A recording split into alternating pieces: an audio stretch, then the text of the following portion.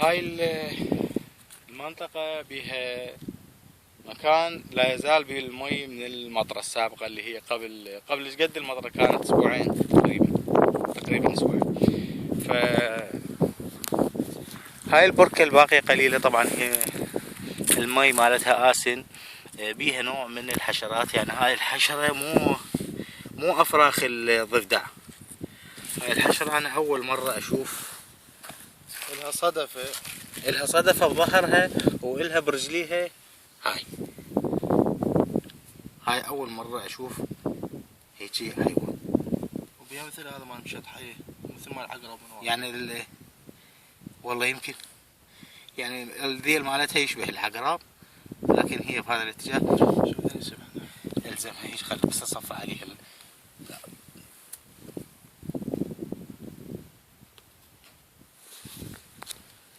لا ذني يسبحنا على بطن.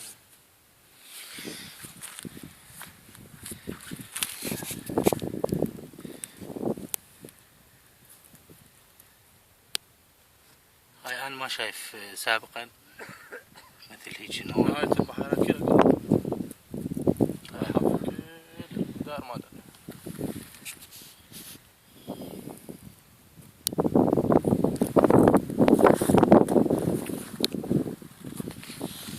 هاي مثل هاي الحشرات والكائنات اللي يعني لم يسبق انه شايفينها سابقا.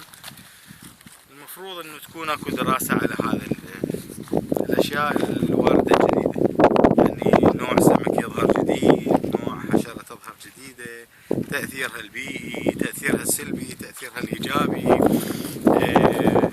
امكانية ايجاد عوامل لابقائها وتكاثرها ان كانت جيدة للبيئة، امكانية القضاء عليها ومحاولة عدم ابقائها بالبيئة مالتنا.